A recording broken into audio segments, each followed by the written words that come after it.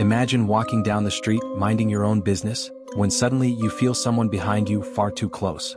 Police say for dozens of unsuspecting women in California, that nightmare became disturbingly real, thanks to one man the internet now calls the serial butt sniffer. Meet Kaliz Crowder, a man already infamous for bizarre and unsettling behavior. Just 1 month ago he was arrested and charged, held on a staggering $100,000 bail.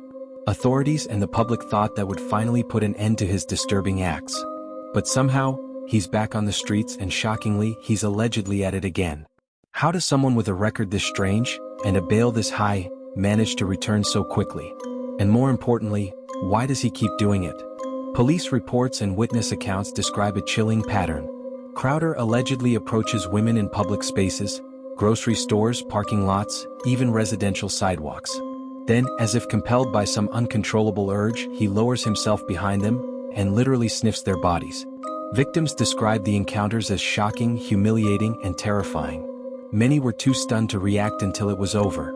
In July, police thought they had finally stopped him. But now, just weeks later, reports are surfacing once again.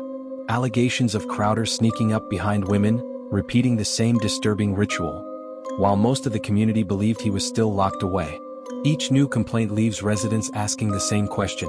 How is this even possible? Court documents show Crowder has a long history of odd and troubling behavior. Prosecutors describe him as a danger to the public, a man who ignores warnings and court orders alike. Defense attorneys, however, are expected to argue that his actions, while disturbing, may not meet the threshold for violent crime. And that's where this story takes a chilling turn. Because if the courts can't define this as a violent crime, then what's to stop him from doing it again and again? The community is divided. Some see him as a dangerous predator who should never be free. Others believe he's battling mental health issues that have gone untreated for far too long. But regardless of which side you're on, the fear in his neighborhood is real. This case shines a spotlight on a bigger issue: how the justice system handles repeat offenders accused of bizarre, but deeply unsettling, crimes. When does disturbing behavior cross the line into criminal danger?